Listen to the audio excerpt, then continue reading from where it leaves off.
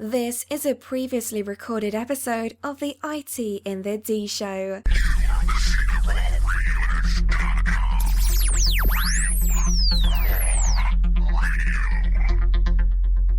The following program is intended for mature audiences. This is Max Headroom, and what you're about to witness is one of the most sinister-sounding intros to a trailer to one of the greatest epics ever. Live from the Raw Radio X studios in downtown Detroit, this is the IT in the D Show. Alive! It's alive! It's alive! Dig you IT geeks. This is Dre DeMatteo from Sons of Anarchy. You are listening to IT in the D. So what happens when you tap the angry beaver in the bunghole? Exactly. Come on. Someone cries. To hell with this. I'm calling a break. We'll come back to this. Just where do you guys think you are? The Library of Congress? Detroit? Beyond the sun? Any of those, right? Hi, I'm Ernie Hudson, and you're listening to IT in the D. All you nerds out there. Nerds! Nerds! Nerds. Nerds! What is a nerd? What's up, everybody? This is Billy Zapka. Sweep the leg. Listening to IT in the D Show. No mercy. Bob loves it in the camp. You're in your underwear, I'm in my underwear. Here, let's hang out. No, I'm sorry, honey. I have a headache. I definitely want to see Bob in his underwear. That's a fact. That's why I like it in the can. How much scotch did you drink that night, by the way? Half a bottle. Okay, then shut the hell up. Hi, this is Martin Cove, John Kreese from the Karate Kid movie, and you're listening to IT in the D. Yes, Sensei! This is a bad idea.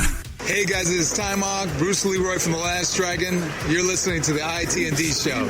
I may have to wipe the geek off. Hi, I'm Brittany Daniel from The Game, and you're listening to IT and the D Show. Hey, Jerry Slater. Hey, Jerry Slater. It's really good. Hey, Jerry Slater. The dirt monster is in full effect here. Take him to Detroit. No! No, not Detroit! No! No, please! Anything but that! No! I used to hang out at the Magumbo Bar. It was a rough place, the seediest dive on the wharf. Populated with every reject and cutthroat from Bombay to Calcutta. It was worse than Detroit. You will never find the more wretched hive of scum and villainy.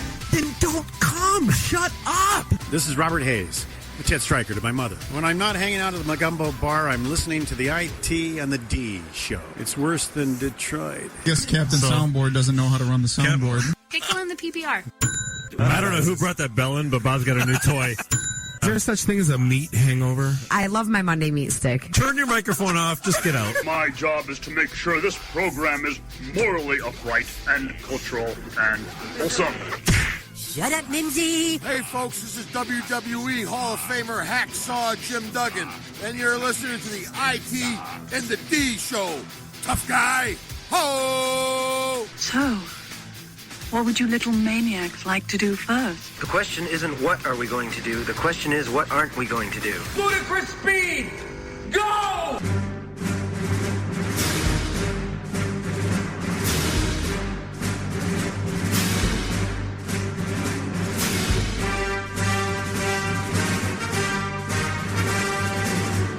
And welcome to another exciting episode of the IT and the D Show, episode 67. If you ever wondered what three geeks talk about at a bar, this is the show for you. This is Bob the Sales Guy. And if you never did, this still might be the show for you. Yeah, you never know. Bob, I'm your father. This is Bob the Sales Guy. We're here with Dave the Geek, Jeff the Voice of Reason. We're sitting here in the Raw Radio X Studios in the Russell Industrial Center, beautiful Midtown Detroit, Michigan. Find us online, itandthed.com. Facebook /ITandTheD, Twitter #ITandTheD. All of the things. We are sponsored tonight by Logicalis and Quantum. Find them online, us.logicalis.com, quantum.com, and we are sipping on delicious Falling Down beer. Yes, we are. Yummy. This is Dave, what's up with the jelly beans by the keyboard there? I'm assuming it had something to do with the shows yesterday. I saw a Facebook post about jelly beans. And to be candid with you, when Heather and Caitlin start posting about putting things in their mouth, I stop asking questions. Yeah, it's never mind, move along. Piglet, would you like another jelly bean? Perhaps there was a rabbit involved. Yeah, man. The rabbit gun died. So we have a jam-packed studio tonight. We got some awesome guests. We have Mike Brennan, live in the flesh from MITechNews. Mike, thanks for making the trek out here. Appreciate it. Hey, it's going to be fun. Good. And then we're privileged to have Gary Baker in the house from the Internet Advisor Show on WJR. Hey, this is a home and home. You know, guys came on our show at Internet Advisor. We're back and helping you guys out on the upper hand's on the other foot.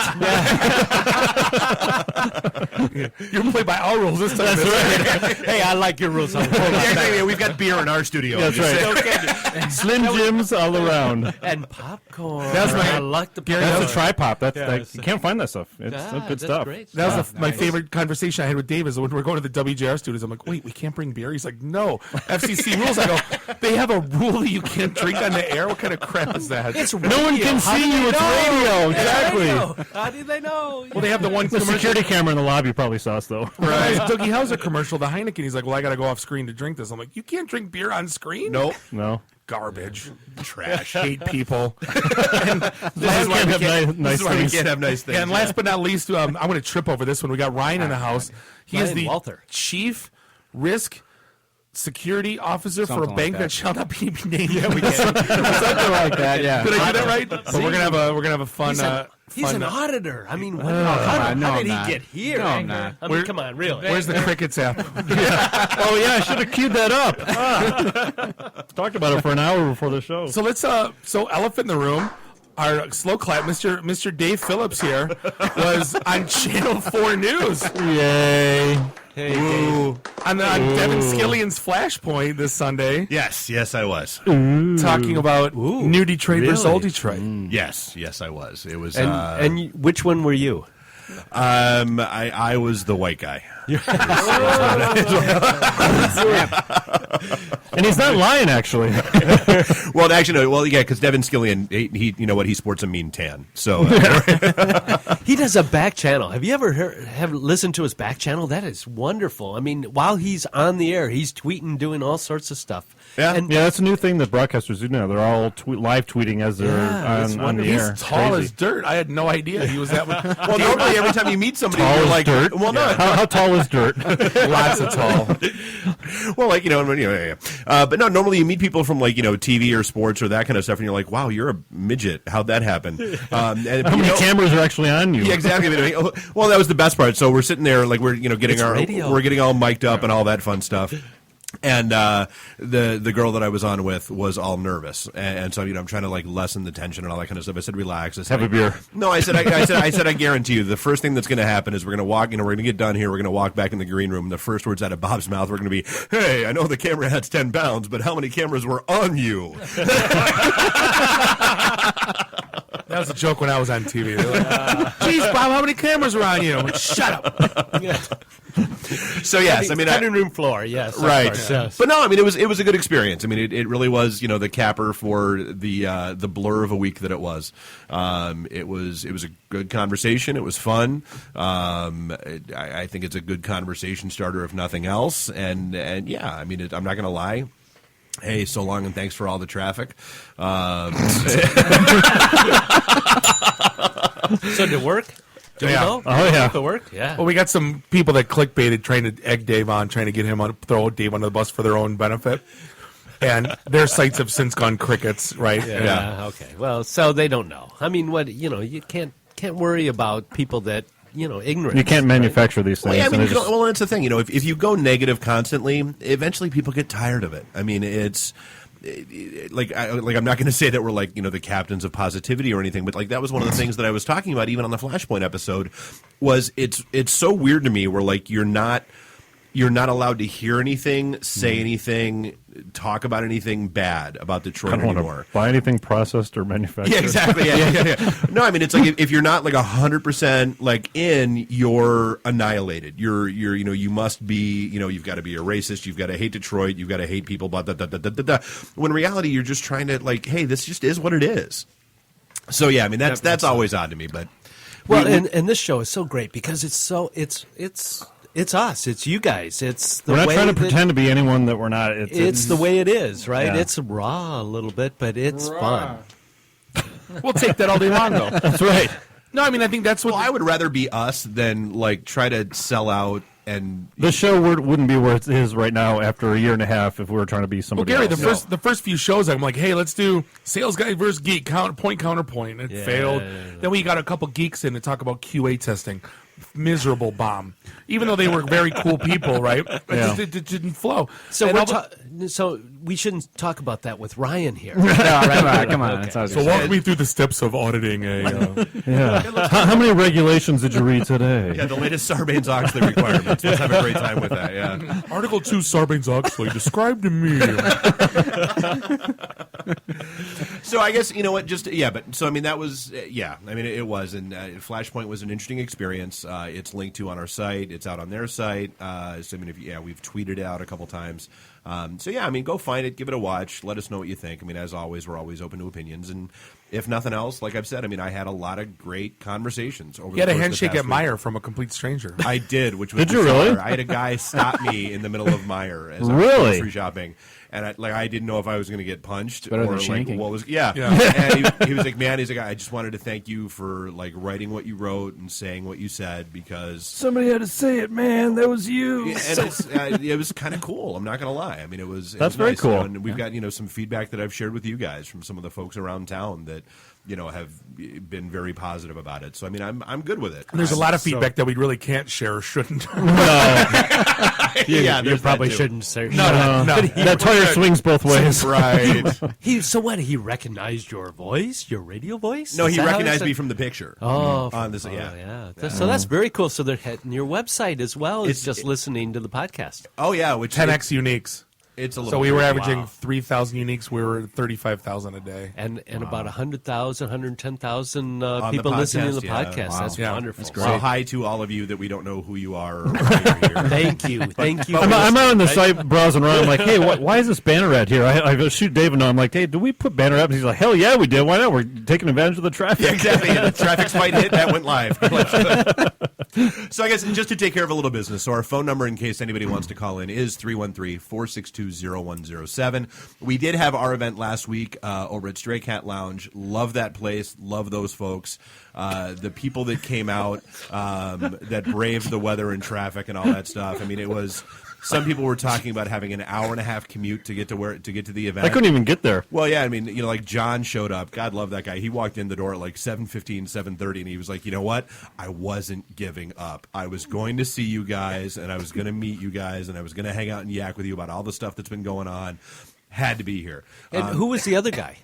I mean, there were John and the other guy that came? Oh, no, so we had about a good 30, 40 people. Oh, I mean, wow, not one of cool. our bigger events, All right. but I mean, for East Side, only our second time there, it was a pretty good turnout. That's because they don't know you. Well, They just don't know you. They don't love you. No, there's that Not invisible. yet. There's an invisible line somewhere that alienates the East Side somehow, some way. It's The place is hard to get to for one, but for two, It is. Yeah. last time we were there, we had like 75 people. Usually the socials, Gary, will have sub 100 people. You guys probably You know. wore socks and stuff, right? Right. You're not supposed to wear socks. well, it's a whiteout snow blizzard, is that so it? Okay. yeah. All right.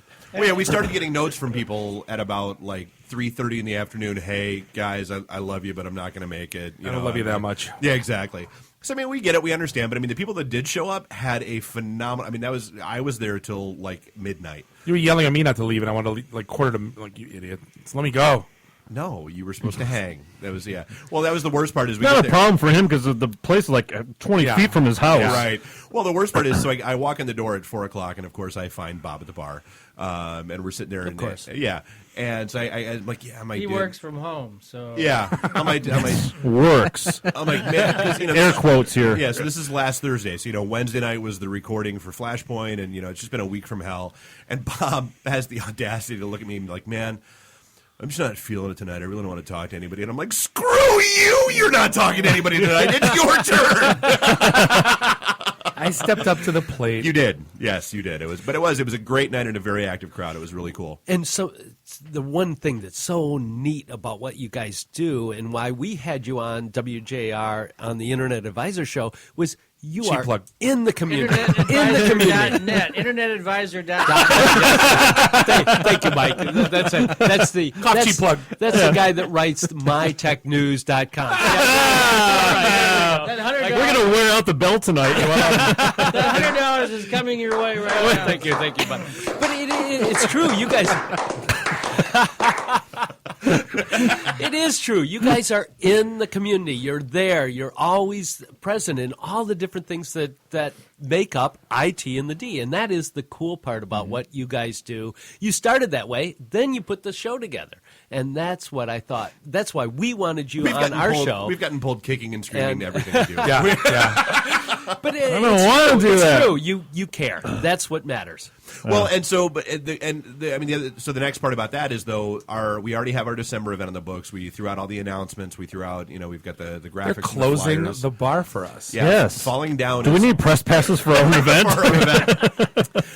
So December 11th at Those Falling three Down, knocks, you can't get in. right at Falling Down Beer Company. Deep password. They are they're shutting down to the public for us. We're doing a great benefit with the folks from Operation Kid Equip. No, this is not about school supplies. It's What about year are you, freshman? Right, exactly. Here's $1. Gosh, Dave, I've never been there. What's the address? 2270 East 10 Mile Road in Warren. It's on 10 and Quinder. Come on, Mike. You've been to the horse track before. It's across the street. You're fooling no one. You can throw a rock onto the track. Yeah. But no, it's going to be a great event. I mean, Menachem. I didn't hear the address again. It's 2270 East 10 Mile Road in Warren. 2270 East. It's 10 and DeQuinder. And will you guys be signing your bobbleheads that night? We will have T-shirts. We are going to have the good folks from the Get Your Geek On show. That's another show here in the network. They're going to be doing a live broadcast out at the event. We'll have, I'm sure, some of the other folks from here that are coming out, and it's going to be a good time. So, the gig is bring a cash donation so that they can turn those into toys for kids, or bring unwrapped toys. And all the details are out on our site. Just did a whole big long post about it today. So itandthed.com. Check the announcement. It's going to be a good night. I'm really looking forward to it. That's going to be fun. Yeah, I think what's the main thing? Like no toy over $10 because you don't want right. You don't want the kid, because they do. They go out to the schools and the classrums to deliver all these and presents. none of the gifts can be wrapped, right? So I mean that just causes heartache that's for common everyone. sense. Yeah. But some people don't read. have it. Yeah. Well, they don't read. No. Yeah. And God bless Dennis, who was a guest on our show last week from Wonder World Comics. He's basically already said super cool guy. Yeah, and he's going to step up and basically show up with a van full of toys out of his. He's got to unload half of his basement. But so I hate the fact that I have to say this, but 100% of all the monies that are coming in are going out. And Operation we get nothing. There's Operation, no kickbacks. Operation There's Kid no Equip nothing. puts out 95% of the money they take in or something. It's well, ridiculous. that's why we deal with them. I mean, they're a 501c, and they're a really good 501c. This is not the United way we're dealing with. It's, You're not buying a pink NFL jersey where less than 1% of the proceeds will actually go to buying a box of Girl Scout cookies or something. Menachem does not live in Art Van's old house. Just making that clear. But 100% is going to the kids. We I have to. It is kind of sad that you have to say that, but it is. It's true. But if they don't ask, they'll make up their own stories. Go figure. Yep. Who does that? Who would do that in this town? I don't understand. People make up Detroit. People make up drama. Yeah, go figure. Yeah, and you guys are so independently wealthy that we are the money, so you give it to the kids. Right? That's why we're doing this at 9 o'clock at night on Monday. We're just hoping. We're hoping to pay it forward, so when we're old and decrepit, that the kids will take care of us. And we know that's not going to happen. No, it's a great thought. Donations to the home, right? Right. Yeah. Did you get the PayPal link up on the site? Because we want to do donations for Billy. No, so here's what I was actually bouncing back and forth with Menachem about that over the weekend. We cannot put a PayPal link on our site that links to them because they can't take remote donations. It's a whole bunch of new regulations that just came down for 501c3s as of. Well, Ryan, regulation expert. So we're gonna, Ryan, but we'll have a link out. What's So what I'm going to do is I'm going to do a there, link Ryan? out that goes to their form to take care of it. All right, do that. Yeah. It's under the table. Wait, Ryan, cover yours. Some Cayman Islands accounts. Yeah, that's right. Right. Yeah, we'll just do a pass through. No It's a 501c3. Right. Yeah. So all the good things. We are. So again, it's December 11th. It is a week earlier. We usually do third Thursday. It is the second Thursday. That's we what get confuse people well, too. I mean, Some weird holiday happening. Well, I mean, everybody has a crazy holiday schedule. Christmas, We get it. Kwanzaa or something. Right. So we always pull it back a week. So December 11th, Thursday, 5 o'clock start time. And Question falling mark down end is time. there will be, especially with the bar closing for our purposes. There may not be an end time. And if you get really drunk, Bob said he can stay over at his house for the night, so there's not a problem there. Party at No, Bob's house? there's a Red Roof Inn on the other corner. That's where you can go. And there's a McDonald's right next door that I think it's open 24/7. Right. So. Oh, and that's so the one complaint we did get from folks from one of the events that we had there was about the parking, and so get there early. Well, laughably we found out that McDonald's, the owner of that particular McDonald's, one of the cool. is one of the founding charter members at Falling Down, and so Mark's already cleared the decks, used the parking lot next door at the McDonald's, very lit up, very huge, got plenty of time, plenty of spaces, life's good. Big Macs for everybody. Exactly.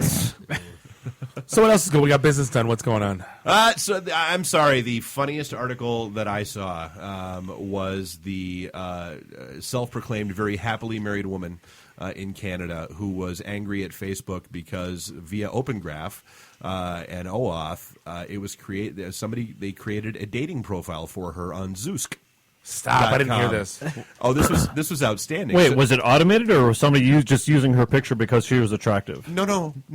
Apparently, Zoosk was basically just data mining Facebook profiles and automatically creating dating profiles on Zoosk.com. Really? And apparently, somebody shot her a note and said, "Hey, I happened to stumble across your dating profile. I thought everything was good," and she lost her mind. So that's the new excuse, honey. I didn't create that dating site profile. That was it was Facebook. Facebook I'm not did it. cheating So on you. right. So is there a part of that story where she's suing the hell out of? Oh, they are. Yeah. Yes, absolutely, she is. And so, well, especially in Canada, where they're even tighter than California is when it comes to personal information. That happened to a friend of mine on a dating site for the same sex of people, and they used his picture and likelihood. Really? Yeah. He said, "Bob, I know you know about computers and stuff. Can you make this go away?" Kind of like the guy that's using the group photo from one of our prior episodes On as his dating Tinder. profile, as his Tinder photo. What? We had a guest on the show. Our group photo, like we just took a minute ago, Gary. That's his Tinder photo for a dating profile. So there's 5 guys. You don't know which one it is. Pick the one you want it to be. No, all the girls swipe right because they think it's me. Then they realize when it's him, they're like, "Oh man!" Or they think it's all 5 of us. Swipe down. Well, it could be a package We're not deal, going there. Yeah, we're definitely not going there. So yeah, I yet again, I mean, and we actually had this conversation with the social media club. It's the sad reality is that people don't realize is what's Facebook doing with my data? Well, you know what? If you're not paying for a service, you are the service, and that's just how it goes. So I mean, you really can't complain too hard about it. We've talked to a lot of kids that think Snapchat. They talk about the fact that Snapchat goes away. But it doesn't. It doesn't. No, that was already proved. Oh, no, so and it's amazing. Kids actually believe what's being said on the internet. Oh, yeah, no, what made it... It must be true if it's on the internet. Right. It must be true. Bonjour. Yeah, we talked about that, I want to say 7-8 months ago. We had talked about that nothing on the internet really disappears ever. It just is what it is, and it's connected to a server, so it's out there. Well, then it was maybe a month or two after that where Snapchat finally said, "Hey, you know what? Yeah, it doesn't even really delete it off your phone. It really just renames the file. Sorry, haha." And then, what was it, last month, there was the big, we also never delete them off the servers because here's 20 million leaked Snapchats that have been swiped off the servers that, went ahead. Yeah, that was a snapping. Yeah, well, which again was, but to your point, kids so, your 13 to 17-year-old demographic that uses it. So, yeah, you can go ahead and download that file with all those leaked Snapchats, but Chris Hansen's going to be showing up at your house going, "Why don't you have a seat?"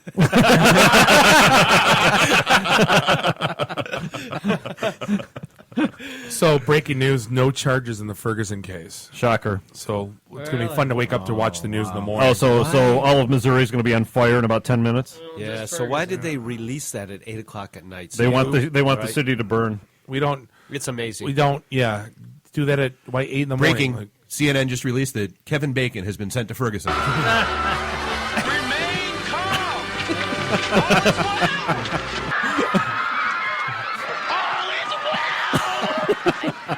You were waiting for that all night. I think I'm 6 degrees away from him or something. I eat him every breakfast. for dinner, for breakfast. Yeah. So the other one that I thought was interesting was that Nielsen has announced that they are finally going to get with the times a little bit, and they are going to start tracking and reporting on Amazon and Netflix streaming views. Welcome to 1996. Right. Well, but I mean that's been my biggest complaint. Well, not my biggest complaint. But how are they going to do that time delay? I mean, like people like you and I, we don't watch anything live. Well, but that's TiVo. the point. They're not saying anything about time delay because that's the one thing they're still not catching up on. Is you know what I've still got like the last 2 episodes of Walking Dead that I haven't watched yet. I don't even know when shows are on. Like I just queue up the DVR. Honest question: has anyone ever had one of those stupid wiener boxes in their home? No. The what? The Nielsen rating box. Oh yeah, Wiener box. Yeah. Anyone ever? What's he talking about? Wiener box. Bob, with Bob, interest. It's like Mad Libs. It's blank, stupid wiener blank. Yeah. No, but Eat my blank. I don't know anyone. No, out of my entire circle of friends or network, I have not met one person that actually has one of those Nielsen boxes set up anywhere in their house. They sent me a book once. I remember, like when I think I was 15. They said write down the shows you watched. But I'm like, how do you write down 3 seconds of everything for 4 hours? You know what I mean? It just doesn't happen. No, that's the whole thing. Like I would write down the stuff. skewed. I would write down the stuff I liked. It was so stupid. Well, in our house, it would be schizophrenic, right? I got a 16-year-old son, a 22-year-old daughter, my wife, and me. And well, I don't watch TV very much, but they would never know how to profile our family. Well, it's like trying to track your time for a project manager every 6 minutes. It's just not realistic. That's right. That'd be great for analytics and everything. It's just it's just not natural. I'm it's not spending gonna more happen. time reporting on the work that I'm trying to get done than exactly. I am actually You doing spend the work all your that I'm day trying to get tracking done. your time. Right. Yeah. But isn't technology to the point where they could see what you're watching and you don't need to? It's like an opt-in. It's just like. Well, and the worst part is, I mean, like time. They could do it for a stupid podcast. Why can't they do it for TV? Well, but even, right. Well, but I mean, even like when I'm watching something, I'm not necessarily watching something. So how do you count that? I mean, like 9 times out of 10, I've got something on in the background that's just kids background crying, noise while I'm doing something else. Doorbell rings. I got ESPN all day while I'm working in the back. Doesn't mean you're actually watching No. ESPN 24. Yeah, And somebody thinks you're watching it. right. Right? It doesn't happen. Well, this actually happened at Chrysler. One of the news portal sites. The stats came back, and Sunday, like the session time was 45 minutes, and it's typically 3 to 5 minutes. And we're like, 45. What's going on there? And like somebody had the doorbell rang. No, exactly. Well, somebody had the website up and walked away from their computer. That's Yep. all. That's all that happened. And they're like, oh, somebody's trying to. I'm like, somebody walked away from their computer with the website up. That's all that is. Right. And there's no way for you to say, oh, they were just reading 17 different articles. Yeah. No.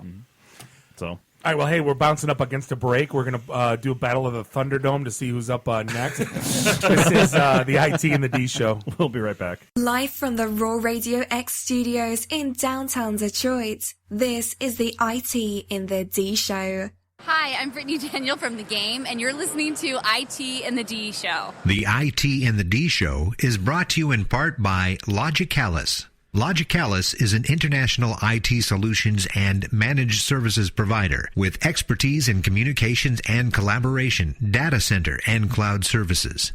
Employing nearly 3,700 people worldwide with more than 20 offices in the U.S., including 2 in Metro Detroit. Find out more at us.logicalis.com. This is a previously recorded episode of the IT in the D show. Welcome back. Segment 2, episode 67. This is the IT and the D show. 3 geeks at a bar. This is our conversation. This is Bob the Sales Guy here with Dave the Geek, Jeff the Voice of Reason. ITthed.com, Facebook/ITthed, Twitter, all that good stuff. You got any funny tweets? We're drinking this awesome Falling Down Beer Company. You know what I miss though is the. I almost feel like I need to grab a bottle opening sound effect just to like get back to the. We do need the little can opening. You know what though? These are kegs. These are great. No, these are growlers. Oh my god! Yeah, if we were drinking kegs, we would not be broadcasting right now. Or the show would go on if we were for this a week. far. Yeah. I'm not gonna lie, that was one of my favorite parts of the show, snapping the beer cans and the mic. Gee, we gotta. Yeah, so good when it touches the lips. We got to tell Mark to get it in the can. He likes it in the can.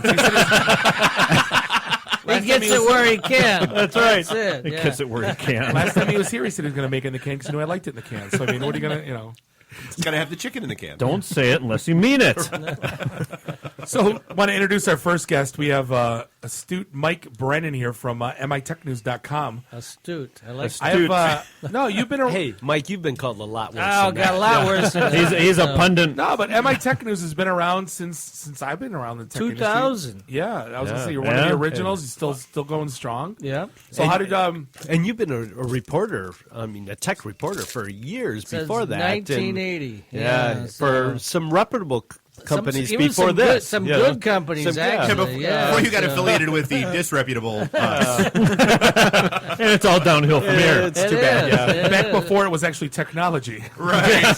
35 years. Wow. Yeah, hard to believe. Where them years go, right?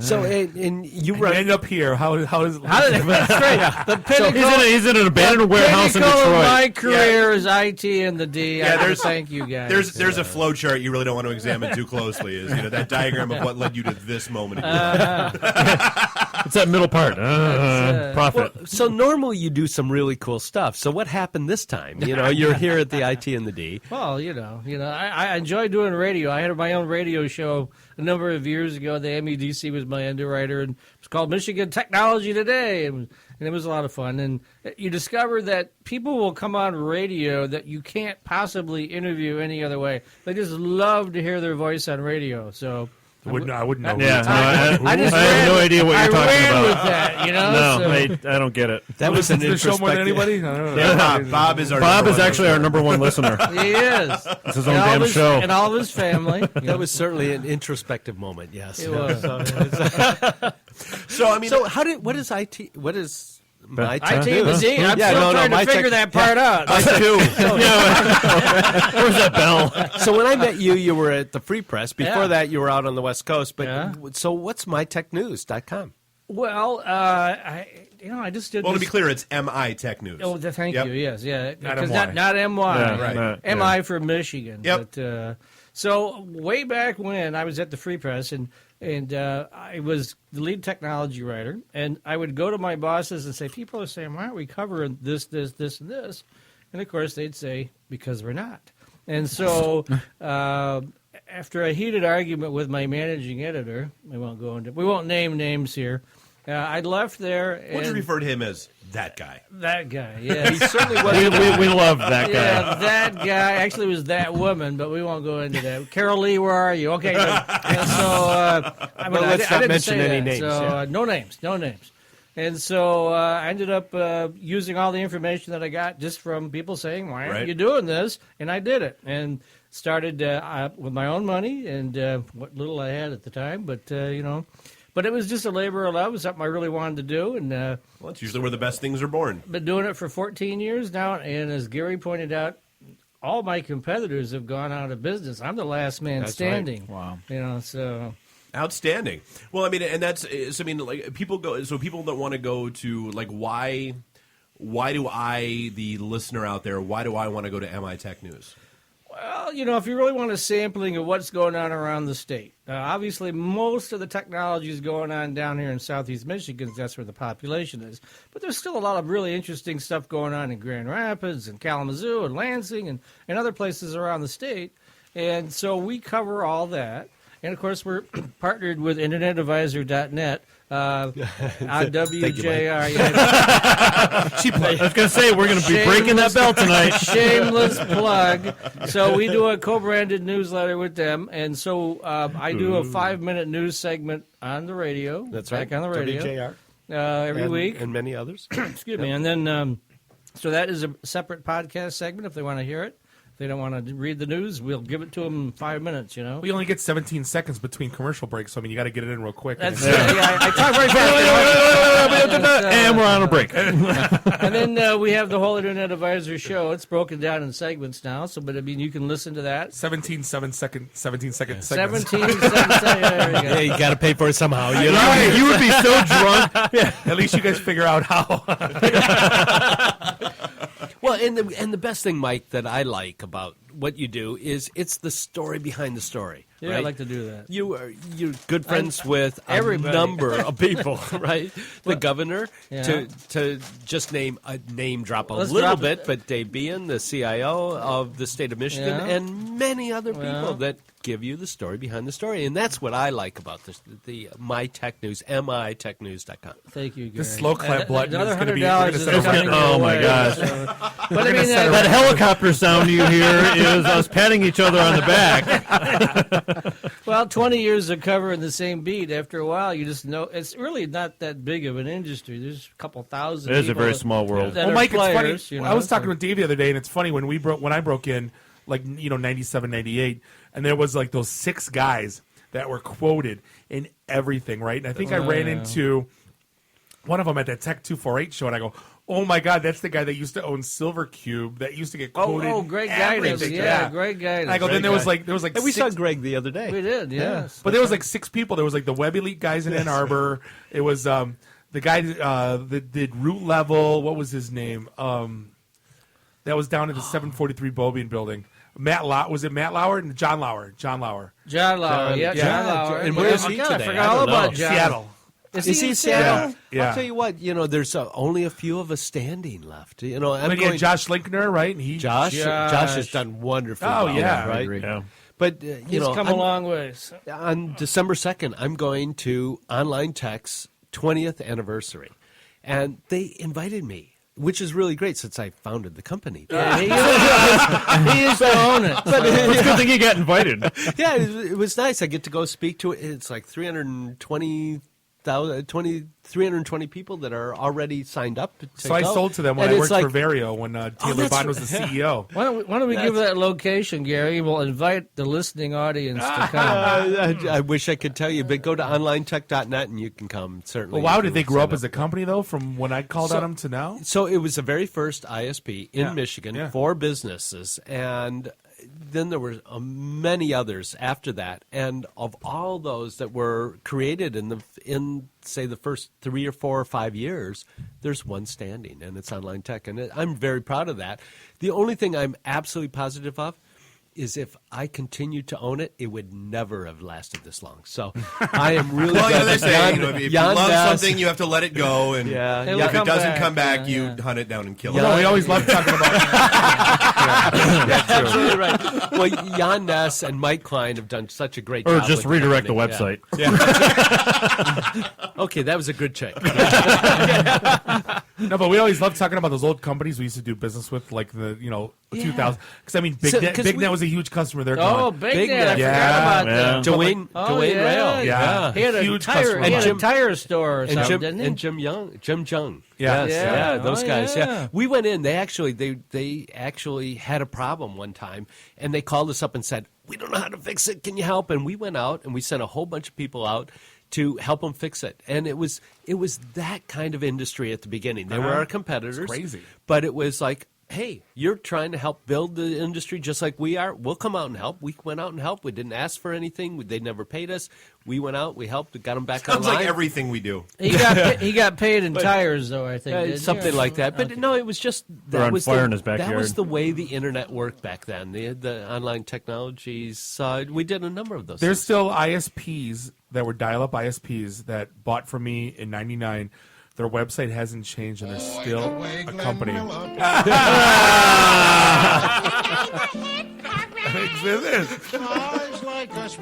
Back in Polk High, I scored 4 touchdowns in one game. And then one of you. Sorry, I had to. That's so awesome. Dave, I don't know how you picked that stuff out. You are so good.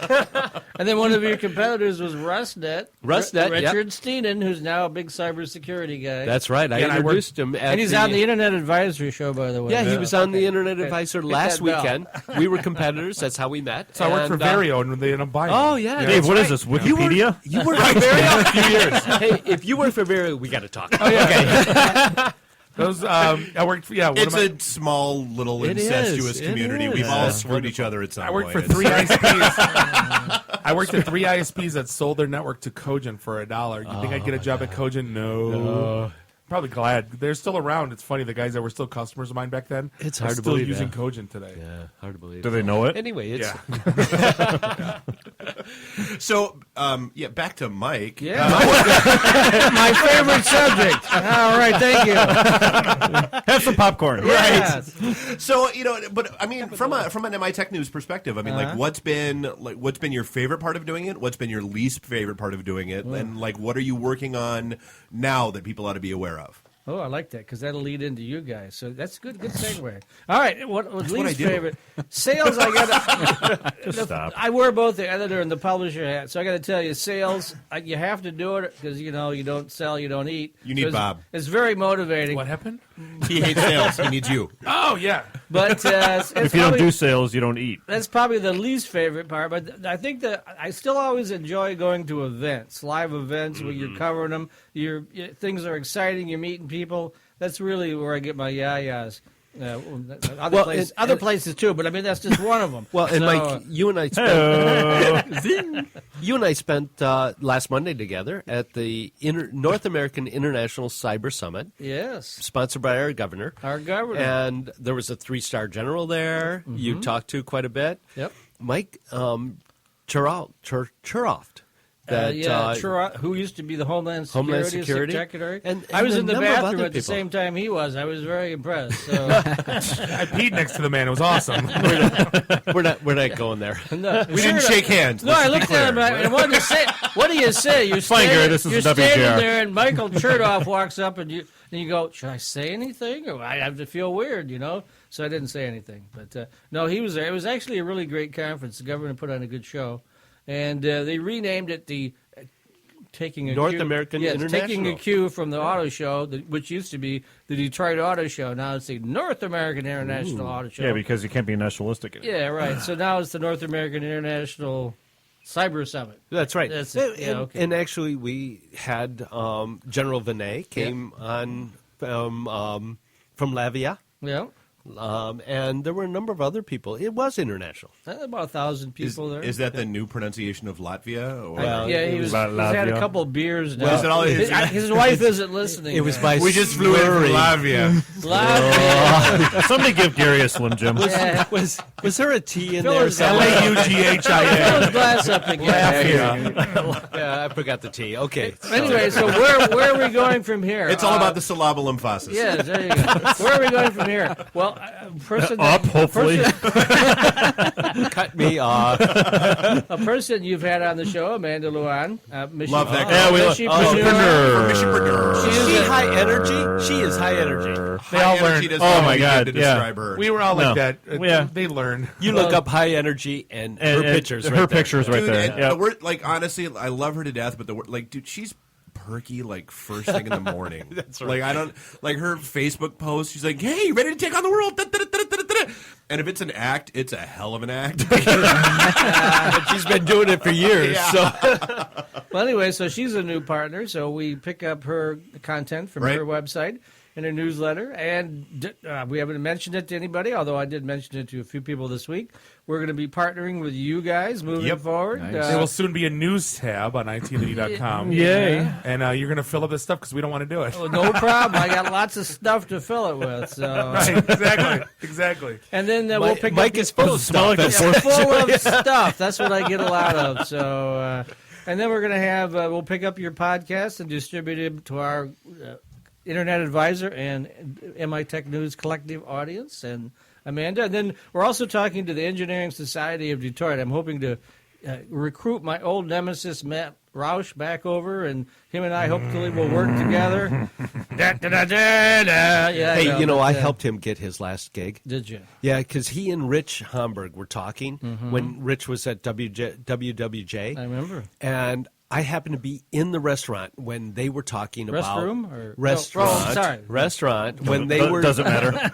When they were actually talking, and he's from WWJ. I'm on WJR, and I walked up and I looked at Rich and I said, "Don't hire this guy. I don't want to compete against him. Don't hire him." And of course, he hired him on the spot. So I take full credit, of course. Of course. And you got a kickback or something on that, too, I didn't you? didn't yet. I'm still waiting. It's like us, more than 1,000 people finding jobs. Just buy us a beer. That's all we ever had. Right. Thank you. Maybe just a thank you. I don't ask for much. Yeah, we're kind of low maintenance. So no, I mean it's kind of good. I mean we've got with the Michipreneur and then us and we've got our stuff going on with Detroit Beer Press. Which is an outlet that we ought to be talking about as well. We can. There's all kinds of fun stuff going on. And Bob, I know you'll recognize this. From days of long ago, from uncharted regions of the universe, comes a legend. Planet. The legend of Voltron, defender of the universe. A mighty robot. Loved by good. You know that was Optimus Prime doing Voltron? Yeah, same guy. As Voltron's legend. I loved Voltron. Yeah. Loved it. Who didn't love Voltron? So yeah, that's together. That's kind of what we're pulling together here. Separate, we're weak. Together, we are a massive. And form the head. Yeah. Jerry, you're supposed to sling that over your shoulder. And I just never wanted to be like the left foot. That's Nobody wants to be left. No, at least you can be like the right hand. You can hold the sword. Let's be honest. You're the ass. You're the butt. Bob's the ass. You'd spill your beer. Right. Left hand is the beer. Right hand is the sword. Foot. What does a foot do? It's stupid. Well, because he wasn't always flying everywhere. So yeah. Hey, I also want to do a shout out. My daughter Lillian Brennan is listening from Seattle tonight. I told her to listen to the show. Outstanding. Oh, phenomenal. So I want to say hi, and guys, I've got her phone number. She's a dish. So you're going to want to date her. Trying to get her married off. I haven't said that in a while, but wow. Hey, we have lots of single geeks in this network. We do. Yes, we do. But not necessarily using group photos on Tinder. No. But no, it is. I'm not going to lie. I mean, this coming year, 2015, I think is going to be very, very cool. I mean, a lot of the stuff that we're in talks with, and a lot of the partnerships that we have kind of brewing. There's brewing? Did you say brewing? Exactly. Yeah, no, there's a lot of good stuff coming. I'm looking at Falling Down Beer Company. Yes. This is cool. How do you say Latvia, Gary? Version 1.2. Hey, version Gary, 1.2. The guy I think I have. Gary, the guy that started this worked at Varia with me. He was an engineer. Was he really? He's actually living all of our dreams. I have version 1.1. You have version. I'll tell you what. This is the release version of the This is really good. So it's like a 64 ounce. This is very cool. You're right. I should sling it over my shoulder. It's a jug, Gary. It's like a jug, and it's very cool. So and the beer's good. Well, and they're great guys. I mean, yeah, they are. They're two IT guys that said, you know what, IT is getting to be a pain in the ass. We're going to open a brewery. Of course they are, because it's version 1.2. Yeah, I mean, they've gone through 3 iterations of if you weren't an IT guy in a brewery, why would you name it that? Well, so that's why. Why not? So they've got Analog Amber. I mean, they kind of go with like weird names for their stuff. We're still trying to get them to come out with Luke, I Am Your Lager. Oh, that'd be great. That would be great. And he is coming up. He's coming up with a Slim Jim beer. He's trying to figure. He hasn't figured it out yet. But he's taking like meat sticks and like trying to get the essence du No, you don't say you. This will be phenomenal. So Falling Down Beer Company. Where can I buy this? I mean, at Falling Down Beer Company. Well, they actually, if you go to their website, fallingdownbeer.com, they've actually got all the different bars and stuff that carry them. But I mean, candidly, the best place to go is there because I mean, it's not just they're very rare for a brewery.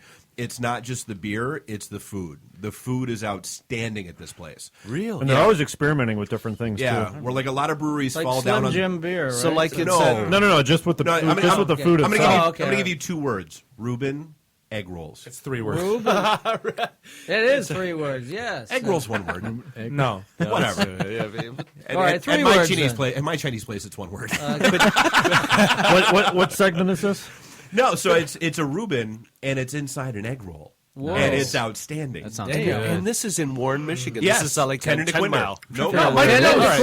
Mike used to go to the racetrack. You could see it from the grandstands. Yeah. Perfect. 10 and DeQuinder, they're outstanding. I love and the they do. horses. They have 2 chefs that come in on alternating nights that basically try to outdo each other. Their burgers are insane. Oh, yeah. Dueling chefs? Yeah. I'm thinking Okay, there we're not should be going there. Okay. We're going to send them this podcast, and they're going to pay for this. They're going to be a Oh, he's on the show. No, he's on the show all the time. All right. Where do you think we got the beer? All right, perfect. All right. Mike, Okay. we ought to Come on stick in, you bring on your it. beer. We've been working. We've been working on this one for a while. Yeah. Okay. Yeah, the first 40 episodes were the Pop Top PBR cans, and then he came in for it, and he was like, "No, you're not doing that anymore. You will have my beer in studio." Yeah. We're like, Yes. "Okay." Yeah. Hopefully soon we'll get it in the can. No one else has. Hey there. No one else has beer like this. So. No. All right, so hey, we are coming up against a break. I want to be sure so it's MITechNews.com. It They is. can find everything that's going on. And of course, we'll have write-ups about it in the coming days. We'll come back on the flip side of the break and have more fun. This is the Activity Show. We will be right back. Live from the Raw Radio X studios in downtown Detroit, this is the IT and the D Show. What's up, everybody? This is Billy Zapka. Sweep the leg. Listening to IT and the D Show. No mercy. The IT in the D Show is brought to you in part by Quantum. A word from Quantum, a storage company with a different approach. Quantum offers industry-leading backup and DR solutions with products that integrate innovative deduplication, replication, and cloud technologies. Our archive solutions help you retain data longer and keep it accessible, leveraging technologies like direct object storage, intelligent tiering, and LTO. Quantum Scale-Out Storage is designed to accelerate complex information workflow. Powered by StoreNext 5, it is the industry's fastest streaming files system. Visit www.quantum.com for more information. This is a previously recorded episode of the IT in the D Show. One of my favorite beer. When So we're back, segment 3, episode 67. This is the IT and the D Show. This is Bob the Sales Guy here with Dave the Geek. Keep talking, Jeff. Jeff, the voice of reason. We're sitting here in the Raw Radio X studios in the Russell Industrial Center, beautiful Midtown Detroit, Michigan. ITandTheD.com. Twitter, Facebook /ITandTheD.com. What do we always say? The best conversations happen off mic, right? Yeah, true. So zipit.com. So I don't know how this works, Dave, but you're the voice of reason here. No, that's have Jeff, right? Excuse me. So Jeff, you didn't show up tonight. What? I mean, the voice of reason. Are we? I'm always here. Whether or not they allow me to participate is another story. The running gag is he's the voice of reason until he isn't. That's right. Well, so that's just I pulled out the third growler of beer, and Brian's like, another one. That's where I'm like, why not? I know you're here. It just reason wasn't. No, exactly. The voice is always here. Whether or not it's reasonable is another story. Yeah. So anyway, we're talking also to Ryan Walther. Ryan, We got Ryan in the house. Yeah. You're like the token IT auditor. Nerd. I mean, you're the No, we're still trying to figure out what I've you got are. nothing to plug, though, What is man. it that you do here? I wouldn't really say I do much. So Information security Hey, man. officer. Wait, auditor. Wait. I'm the guy that Live from fixes the things. I'm the guy that fixes things, man. So we're having fun, and we invite an auditor here. Yeah, I mean, it kinda come on, cramps your really? style, doesn't it? Hey, so what? Seriously. I mean, really? Well, I mean, You're not going to audit us, are you? We'd be here all week. Here, I'm just going to save Bob like maybe 2 seconds of time. This segment sucks. Can you just put that on an auto loop for 25 minutes? Yeah. Could you play that one more time?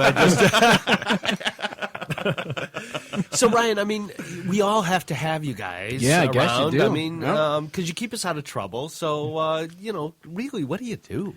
So you got What is it that you'd say you do here? So you've got two types of nerds, right? You've got a wrist nerd and you got IT nerds. I guess I would consider myself the wrist nerd, but I never actually thought I'd be doing this in high school. I'm like, I didn't wake up and say, "Hey, I want to get beat up every day."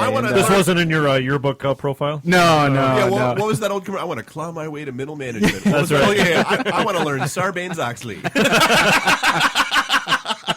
It's really funny when I graduated from Walsh, we had they had like the Masters of Science and the MBAs and all these things, and they go through the MBAs and there's like 150 people that walked across and got their degrees, and then they get to the MSI, the Masters of Science. There's 2 people, and we look at each other like, "What the hell did we just get ourselves into?" Everyone knows something but us. Well, they all get invited to the cool parties. Welcome to the niche. Yeah. Nerds unite. Yeah. So you're trying to keep us out of trouble. How do you do that? I mean, what do you do? Clearly, it's a full-time job. Yes. So we keep it with carefully guided compliance regulations. You'll notice we have no auditors. No. No, so I mean, let me ask an honest question. Just from security, I always looked at it as kind of like it's always based on your level of paranoia. Yes. Obviously, in the financial world, you have regulations specific to your industry, right? Well, because at the end of the day, the only truly secure computer is one that's off. Right. Yep. But or not connected to anything. I look at, I always use the analogy like security for IT is almost like how you secure your house. You can have a front door lock, you can have a video surveillance system, you can have a dog, you can have a gun, you can you can have metal doors and randomly windows. placed landmines throughout the front yard. Exactly, like tripwires. Like how far do you want to take it? So I mean, how far then, do you take? Yeah, but then you have windows. Right? Well, you put bars on the windows? Yeah. Well, they're bulletproof, Gary. And you just hide under your and bed, right? And if ever there was a security hole, it's Windows. Yeah. Get the bell. Video. Zing. Oh, we broke the bell. Could you read that a few more times? But, you're right. There's a layered approach, and you can never be too safe. I mean, it's kind of what I'm here to do is to worry about things over and over and over again, so... But sometimes even, I mean, sometimes it's not even the technology, but it's the, dare I say, the PEBCAC errors, right? Problem exists between keyboard and chair. Well, it's the end users. Oh, yeah. Well, it's always a picnic, right? Problem, Yeah, problem in chair. Yeah. Are you recommending these solutions or policies, or are you auditing to make sure that somebody else's solution that was recommended is followed or implemented? Actually, we do both. We build them, we recommend them, and then in my consulting gig, we used to test them. I mean, we used to do social engineering, which is fun. You try to walk in, see how far you can get into a data center. Isn't that what MITechNews got in trouble for? Yeah. Diving into dumpsters. Are you training your that? staff on that stuff? Make sure that everybody's on point? Or Yeah, sometimes you do. I mean, sometimes you build the policies and then you make sure that they test them. So, I mean, it's kind of funny. Everybody thinks that security is like this very sexy thing when, in fact, it's really not. From a risk management standpoint. Who thinks there's nobody like there's nobody like cranking away at a keyboard like Jack Bauer saying "Gotcha, jackpot" or "checkmate." It's kind of put not that really Twitter. like that. Security. Some people think security's sexy. Yeah, I'm still back on that comment. You want to talk about sexy? Let's talk he about wears audit. a thong to work. 007, licensed to geek. No one in security says. Hey, everybody, we're all going to get laid.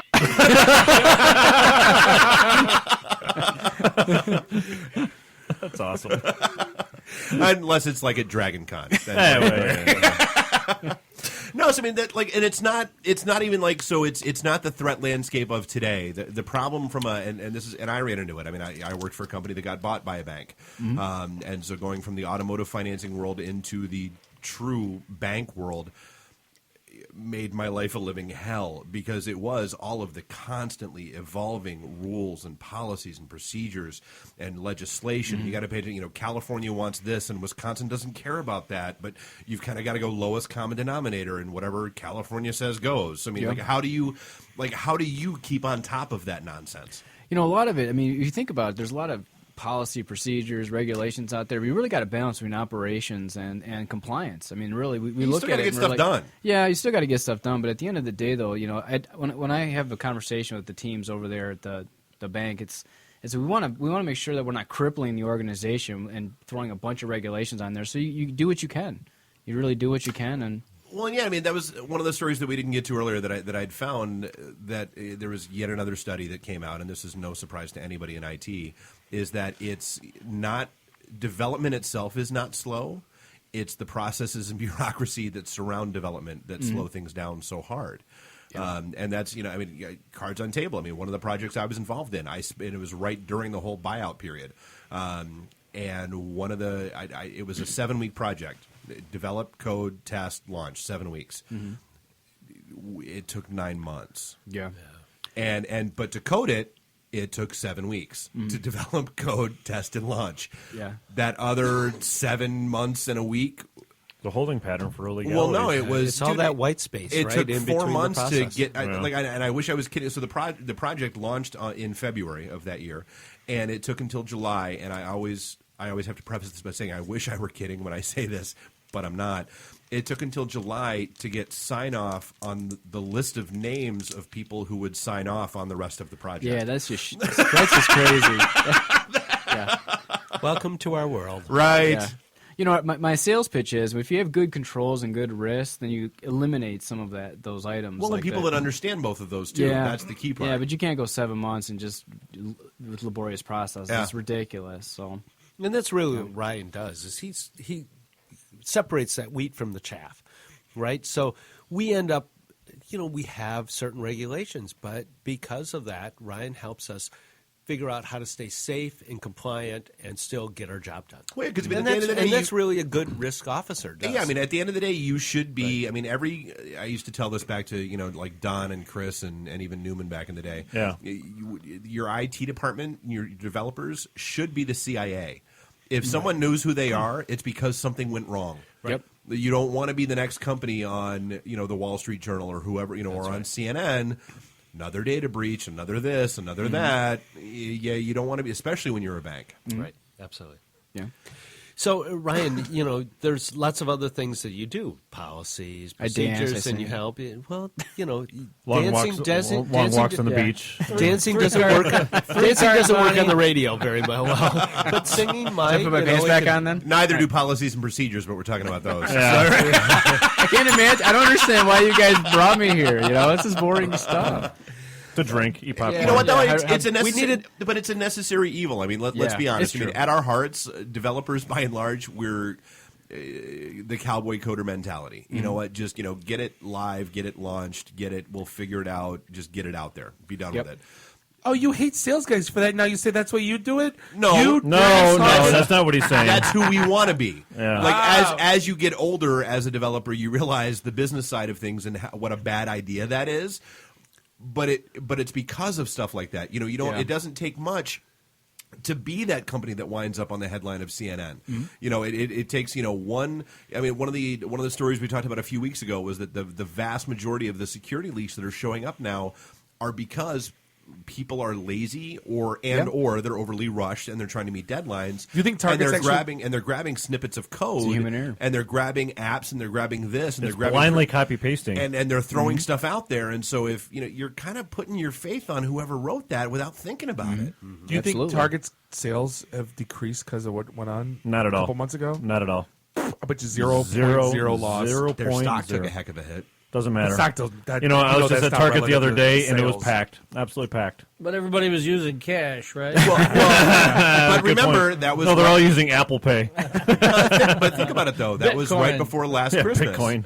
So we're about a year away from it now. We all know the short attention span theater that the American people public forgot is. about it 2 weeks after it happened. It'll take something else to happen, and then people will I was going to break out in the last Christmas. I gave you my heart, and the very next day you gave it away. But you mentioned Apple Pay, and Apple Pay is and Google Wallet. Those are that's the future, right? Because tokenization. Not keeping any kind of information on the device itself, not keeping any information at the retailer. It's so sexy, isn't it? It is. The cloud. But be able to use a one-use token. That makes sense. Well, Nobody just doing what the Europeans do with their credit cards would just make sense. Right, with the chip. chip. The chip. Right. Absolutely. That's the way to Well, go. that's coming. That's coming next year in the U.S. Now, the debit card, credit card needs a revolution in this country. Well, it's coming next year. And that's one thing where you start to talk about the compliance initiatives. You got the payment card industry, which is a payment card compliance thing, and that fails miserably because it's just a moment in time. So the credit card companies that had the card breaches, your big security feature is compliant. The 3-digit security code on the back, and yet every website that I go to make a payment on asks me for the 3-digit security code on the back. And then that's it. That's it. Yeah. Right. Anything with a camera phone to grab, So I mean, why can't? Let me ask you this: why can't? So like Google, for example, when I'm logging in, I get a text on my phone with the PIN, right? Yep. Well, that's two-factor. That's different. I called my bank and I said I want two-factor on my credit card. She goes, well, we can only do with a PIN then. Well, guess what? Then I can't use it at the restaurant. I can't use it online. There was so many places. But you know what they do in Canada, though? They have those the waiters and waitresses have the little machines that they carry around, and all the transactions happen right there on the table. Yeah, but I had to turn it back on. I had to turn it back to. I want two-factor. Yeah. Everyone's using this now, the phone, right? Mm-hmm. Why? There has to be a way to do some sort of like, hey, what's the automated generated PIN on your phone? I'm not going to lie. I don't necessarily want my phone in control of my banking information. I'm on 11 debit cards this year. Yeah, I want my phone. How's that different than your card? It's got to be better than your card that you carry in your wallet. I was talking about Apple Pay the other day with somebody. Well, it's better than Bob's card. I mean, Bob's gotten, 11 different cards so far this year? Yeah. Yeah. I mean, you carry your phone around everywhere anyway, right? So it's like your wallet, essentially. Might as well use the phone. And it's secure. It's more secure than the card in your Well, I was talking wallet. I was talking to Billy uses Google Pay, and he keeps like $10 on it, and then when he has to pay like $150 bill, he'll go into like B of A or wherever, transfer up, transfer down. the 150 onto his Google Wallet card, do that. and then pay. So, but you think about it, and I go, So I do it on my Stripe that's account. a good idea, but I go, you're taking like, 2 minutes. Some people don't want to take 2 minutes to do that, but I mean that's not a bad idea if you think about it. No, I mean it's effective. It's certainly more secure than the card in your wallet. Yeah. So if somebody hoists that card, the only thing left on is $10. Yep. Yeah. Well, and it's token. It's a one-use token. So if you think about it, they can if somebody intercepts your token, they can use it one time. Oh, but guess what? The one they intercepted was the one you just used, so they can't use it again. But I mean, what always amazes me is they can't use it. No, but I mean, what always amazes me is, okay, look, when it comes to internet shopping and all that nonsense from a statistics and probability standpoint, to me, you have more risk handing your card to a waiter in a restaurant and letting them disappear with it. That happened to me twice in 2 months in a row at Blackfin. And God knows what they're doing with it back there. Yeah. Than shopping online. It just is what it is, and that's to your point though. I mean, that's the one thing I always caution people about, and I always try to introduce the reality into the situation where it's probability versus possibility. Yep, exactly. It's possible that something can happen, but how probable is it? Like I got into a debate with our audit folks. They were like, "Oh, well, you've got these two data centers. What if they both go down?" I'm like, "Okay, look, we picked our data centers in Chicago and LA. They're on different power grids. They're on different fault lines. They're on different this, different that. If Chicago and LA both disappear off the map, we got bigger issues. I'll be up north, right? Right, exactly. Yeah. Is it probable? Dinosaurs are roaming again. Right. Yeah. Is it probable? Sure. Possible. Yeah. Exactly. Yeah. Exactly. Well, and when you think about it, how many times has somebody gotten hacked into something that happened online? All these breaches have been the point of sale systems. Into the point of sale. So these are people that honestly. have actually physically card into the point of sale system and into their database, and they hack into the database. You're much more at risk using your credit card physically at a store than you are online. Oh, yeah, I mean, as much as it's the same risk. Oh, absolutely. Right? I mean, as much as I shop online, and I buy damn near everything online. And this goes back years, and just when I mention the company's name, it'll tell you how far back it goes. The only time I've ever had a card compromised from an online shopping experience was Real.com. Wow, it is far. When I was the idiot that bought You're really Real Player. old. Well, thank you for that, because I think we all. Why? So all three. So I can give you idiots my license key. Yeah. So Ryan, get back to your day-to-day. So how much of your job is actually convincing or dealing or arguing with execs saying, you have to do this or else, or like, oh, come on, he doesn't argue with me. I just read in much. CIO magazine that we're gonna get our asses kicked because X. But is it more like, we have to rely on Ryan's expertise, or is it like, we have to deal with Ryan again? Is it like an adversarial? Or No, this is going to sound like a canned-ass answer, but a lot of it is you produce the opportunity of it. I mean, risk is, it sounds lame, but risk is life, and as long as you can control that risk, when I present it to the executives, you have two options. You can either go down the hill, or you can actually... So you are explaining it, and it's obviously blatantly obvious what path they should be taking. Oh yeah, and it's never adversarial. Honestly, Gary, you can. Does Gary get it or not? Oh yeah, Gary's a big supporter. But no, I think that for the record, I wasn't speaking about Gary.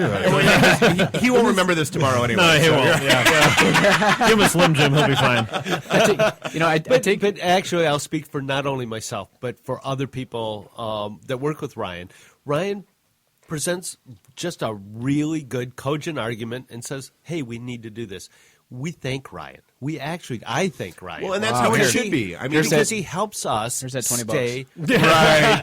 He helps us stay compliant. He helps us stay. We have to reduce risk. You'd be in a world of hurt if otherwise, right? Well, and especially, from an internal IT perspective, and from an audit perspective, dealing with your internal business clients. 99 times out of 100, the majority of the work goes into how do I lay down the pieces of cheese to get them to come to the exact conclusion that I want them to come to? Yeah, the conversation. Not to give out all your secrets, but you are essentially. Confirm that, Ryan. We're sending this podcast link to your boss. No, really. I mean, it really is that. I mean, I thank Ryan. I said, thank you for helping us figure this out now before the external auditors tell us figure it out later. If it's adversarial, you've already failed. Right. Yeah, That's absolutely right. So, I mean, he really helps us. He really does. And that's that's why he's here, because I invited him, because he really does do what he's supposed to do, which is help us stay out of trouble. Yeah. So how much facepalm stuff do you guys see on a normal basis? Do you remember Clark Crane back in the day at Delphi? We had a great conversation. He goes, Bob, I did a scan. I found 65 rogue APs in my network, and I got rid of them. And 2 weeks later, I found 67. But it's, he goes, the things I try to implement, and especially now BYOD is so huge. Yeah. Right? Everyone wants everything on whatever they want to bring in. I want to make it work on the network, please. How the hell do you manage not only, the rogue AP scenario, which is a nightmare mousetrap, but the BYOD issue where you're going to make this work on this and I don't care. It's the first technology to me that's been demanded by the user, right? Not by the corporation. Yeah, it's really changing the culture. Honestly, you can't throw technology at a broken process, especially. I mean, and the end users are the biggest problem for that standpoint. So, really, it's just educating the users first through socializing the process, socializing the policy, and then rolling it out with technology. But you got to educate these guys first before they bring in their devices. Will some even accept it? That's the biggest problem. Yeah, I'll go ahead and I'll make that work on your phone or your tablet or whatever, but here's the other stuff you're going to have to install along with it. That's what Chrysler says. You have to install a root level access to remote wipe it, or you're not going to be able to use it on the network. It's simple as that. We had to install a Good VPN, I think. Yeah. I think that was when I was at Dell. And Good VPN was a hog of a memory, so it's like, yeah, great. You want to use this device? It wasn't that good. No, it wasn't. No, it was, yeah. You want to use this device to get your remote stuff? Isn't great. that ironic? But it's like 70% of your CPU is like, shit. Log in, do stuff, log out. Exactly. Yeah. Good talk, Russ. Well, no, we interrupted him in the middle of an answer. I completely forgot what I was going to say. Actually, so it was the day-to-day stuff.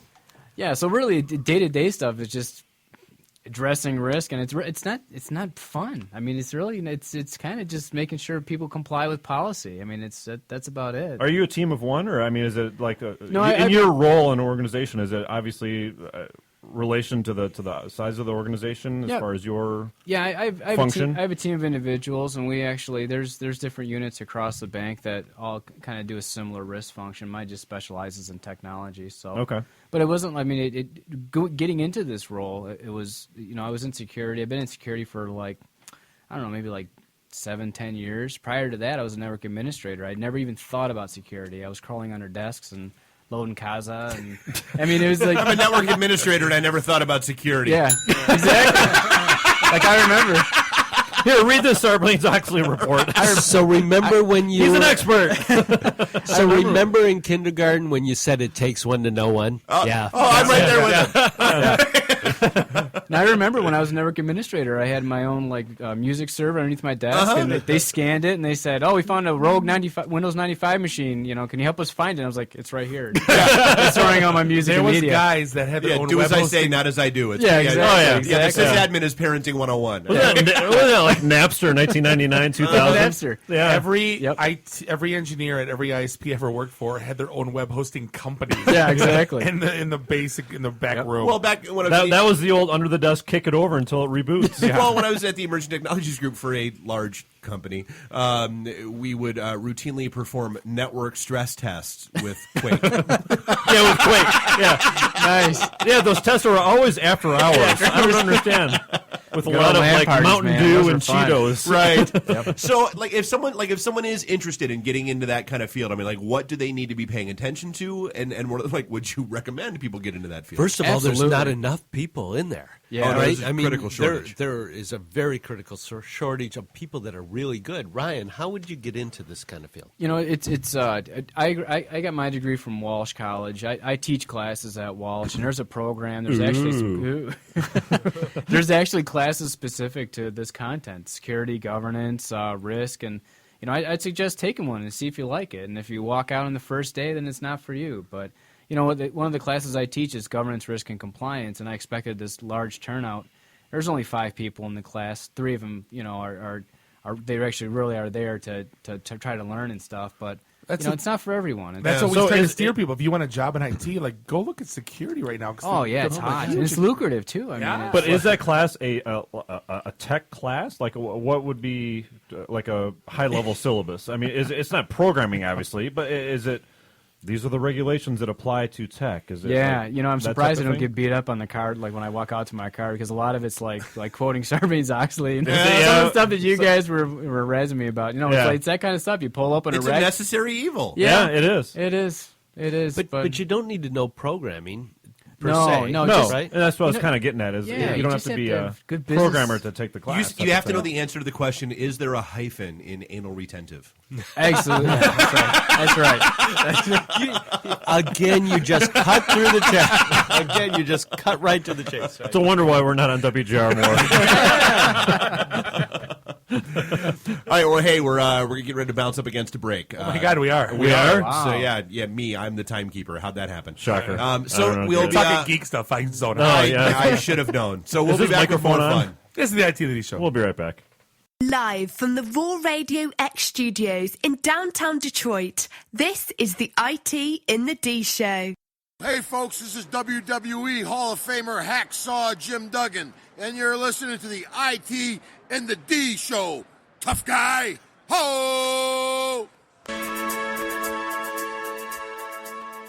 This is a previously recorded episode of the IT in the D show.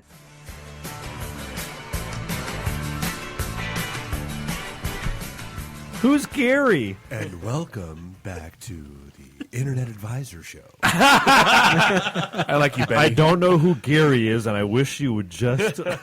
I like you, Betty. That's Danny, sir. Danny.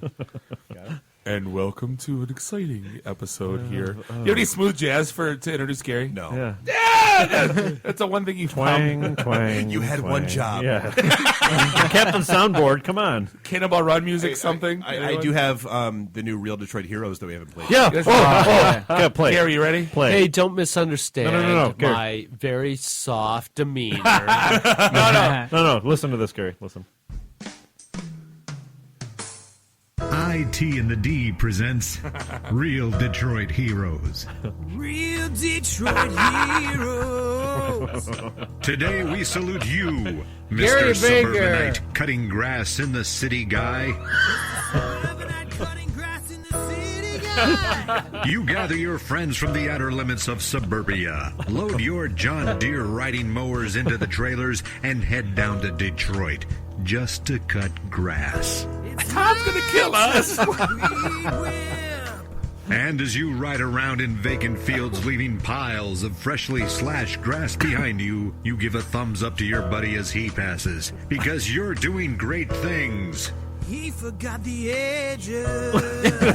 Most people are content to mow grass and keep things looking good because it's something they're supposed to do. But you know your level of dedication requires a little something extra. Gotta write a press release. And so you cut, and you cut, and you cut your way into the hearts of everyone in the area, because you know you and your buddies are single-handedly saving the city. We'll start when the cameras get here. So here's to you, Mr. Suburbanite Cutting Grass in the City Guy. Hop on that riding mower and head off into the sunset, because you deserve all the pats on the back that you're giving yourself. Real Detroit Heroes. IT I'm gonna catch so much shit Network for in that, Dave. Detroit, one beer at a time. That is seriously, I'm gonna catch so much awesome. garbage. That's great. I'm gonna die for that. I'm gonna get stabbed for that, Dave. Thank you. You're gonna get stabbed with a vibrator. You'll be fine. Ouch. All right, so Well, so now that we had that out of the way, Gary, how you doing, man? Speaking of real Detroit heroes, So, weed whipper Gary Baker's. Weed whacker. Right? Yeah, weed whacker. Okay, Yes, that's a little better than the weed whipper. I was saying, so yeah. speaking how we got this motley crew together. So this was fun. I mean, this was great. We did a home and home. We had you guys on WJR, our Internet Advisor show, and you were wonderful. And I'm not going to lie, the best part of that entire thing was that the reason why you had us on was to ask us the question, how have you done what you've done? Yeah. And our answer was genuinely, we don't know.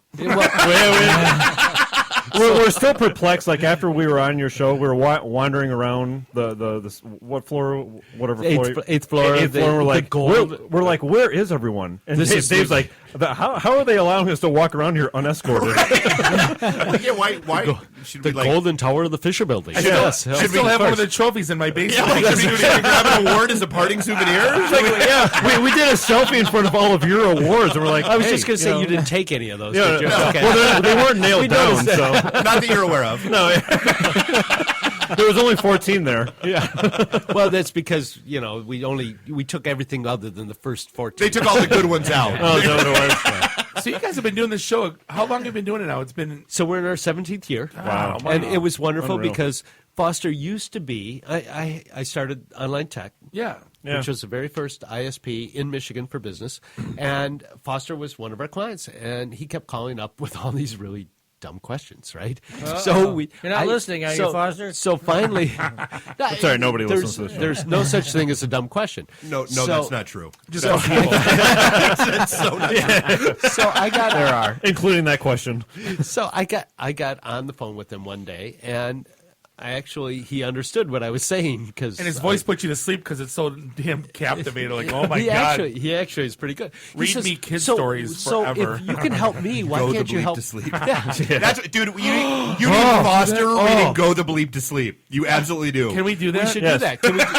Can we do that? Yes. Okay. Yeah. All right. We got to have you back on. You got to help us. Okay. Done. Why didn't we have Foster do the Real Detroit Heroes? He could have done it. Yeah. He would have been great. Oh my God. We have more. We'd all be asleep right now. I have more written. Of course you do.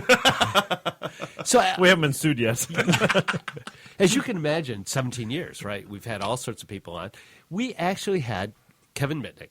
Right, you guys know Kevin Mitnick. Dave knows number him well. one, number one. Yeah. It's only Dave's dream guest. Oh, you have no idea. Like and these guys got the message. Like the biggest nerd moment of my life. I was battling back and forth with somebody on Twitter about something. We got to yakking about war games, and I tweeted out CPE 1704 TKS, which was the launch code. That's right. Yeah. Like, he could whistle that. Like that's what the Department of Justice said. Like 3 seconds later, that's why they jailed him for I get an 20 email years? that says Kevin Mitnick is now following you on Twitter, and I'm like, shut up, no, it's not. Yeah, you and did. like I go and look, and I'm like, it's. It totally felt deaf on Bob, but I totally got it. So like we chat, like we DM back and forth. And, oh, so happy. He's actually a really good guy. He's a great guy. Oh, yeah, he really is. He's awesome. So I contact him, and so he spent 3.5 years in jail once they caught him. So first of all, they couldn't catch him. Right? Oh, that whole story. And so then you'll appreciate this. Like, not 2 minutes after I get the note that says Kevin Mitnick is following you, I get a note that says Tatsuro Shimomura. Oh, you kidding? Is following so you. So he caught him. And I'm like, as you know, yes. So like I did, like I shouted out. I'm like, does he seriously just follow whatever you do now? What was like, the name of his book? Takedown. Takedown. That told his story. Yeah. So and that was it. And so he pissed them off. So that's. Shimomura took it as like a personal affront that he was invading his security. I mean, and it still took him 6 months. Yeah. To find out where and he is. they broke quite a few laws to get you. Oh, really? Working with the federal government, they broke some laws. You really? No, exactly. Come on. That doesn't happen these days. Yeah, oscilloscopes that weren't supposed to be in private individuals' hands that might have been. And, details. So he spent 3.5 years in prison. They finally let him out because they don't want to try him because then they have to tell everybody that yes, he didn't really do anything. He could do this, but it was all about the potential of doing something. All these things that we thought he could do, he actually couldn't do. Like he couldn't whistle tunes into the phone and launch an ICBM against Russia or anything like that. He couldn't do it. Right. Yeah, like the worst thing he did from a true perspective. The worst thing that Mitnick did was that he downloaded the source code for VMS.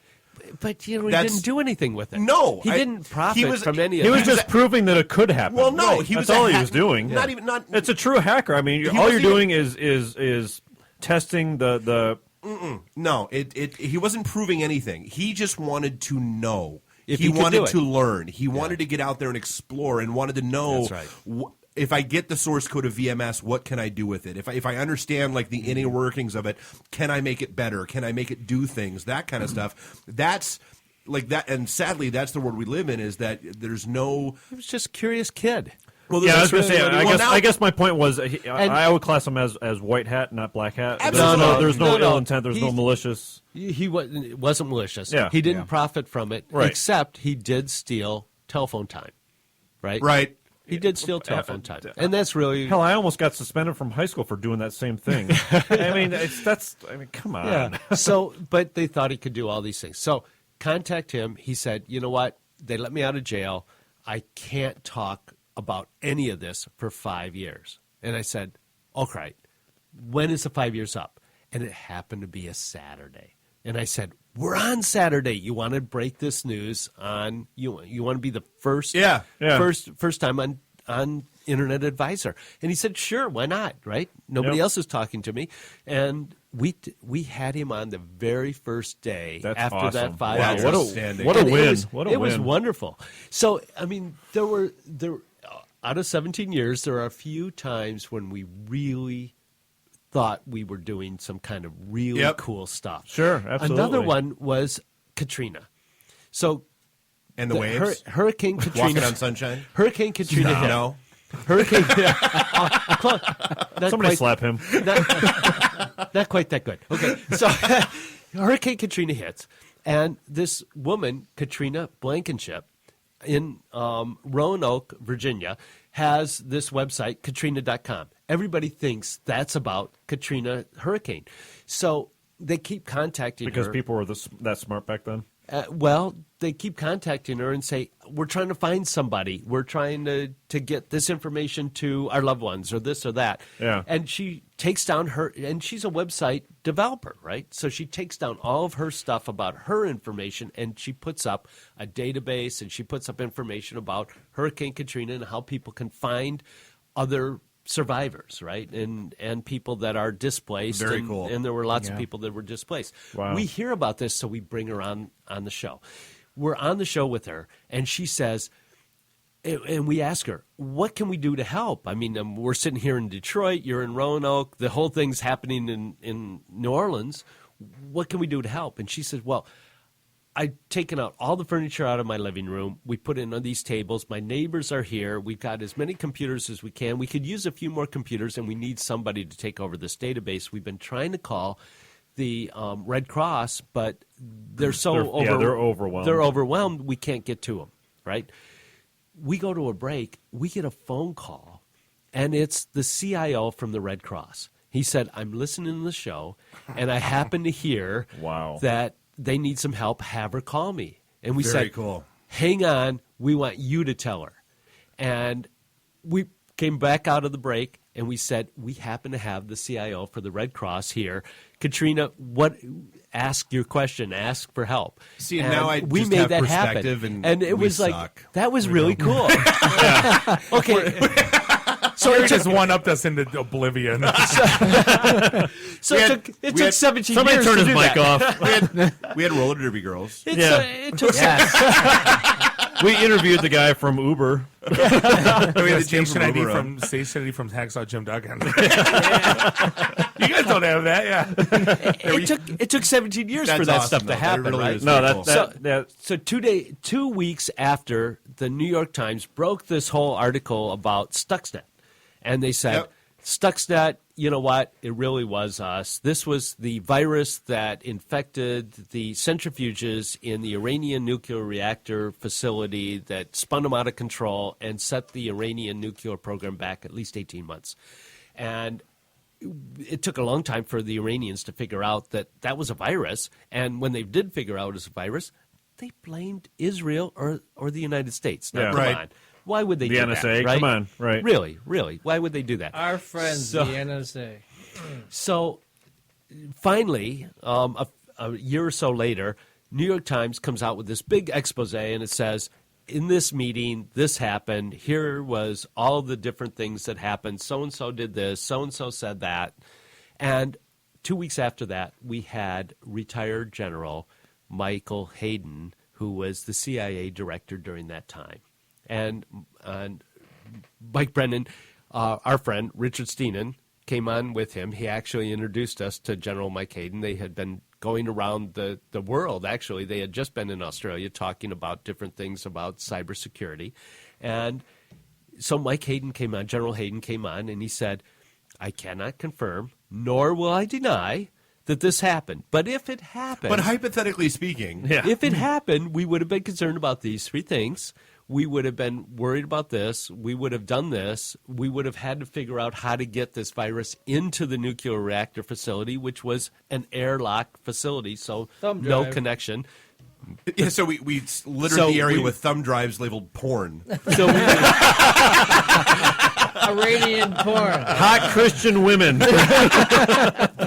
He did, but he couldn't confirm, nor would he deny that they did. And there were a few other options in that. He didn't quite list that as the option, but it was a wonderful. But I mean, based on interview, based on the Bin Laden still out there, I right? think we know what that was. And so there were things like that. We started out 17 years ago, as you might have guessed, trying to help people figure out these modem initialization strings, all these weird sounds and how do you get on. Comma 86, comma, 14.4 modems. And now we're talking about smartphones, and Apple TV was a question last week, and all sorts of things. And it's remarkable. So Foster Brown does the show with us. So he and I are the co-hosts of the show. He was the announcer, and after 17 years has gotten just as good as any of us to answer questions. He's got a great voice. And, yeah, he really does. And he has a wonderful liquid voice, elixir. Right? Yes, absolutely. Yeah. And then we have Ed Riddell and Cal Carson.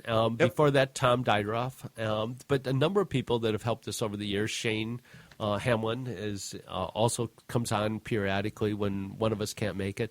It's just a show that works. I'm not sure WJR listens carefully, because if they did, we wouldn't be on 17 years. But, it works. Well, we might also point out it goes out over the Michigan Talk Network, too. So the rest of the state hears it. It's syndicated. So we're syndicated, and we do our podcast on iTunes, so that helps as well. So it all works. Different than this. We do. We're not as entertaining. No beer.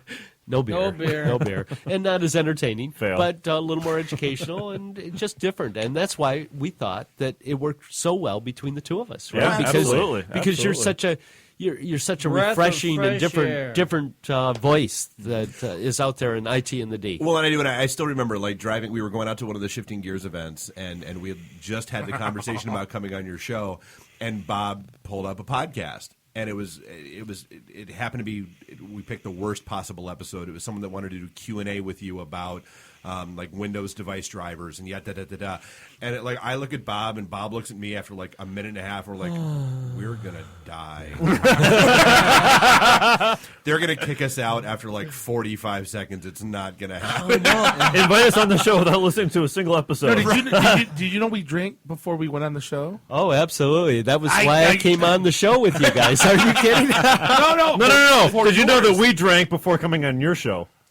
Doesn't everybody? Well, I don't know. Do they? We had so many Altoids. I think we took 37 Altoids apiece.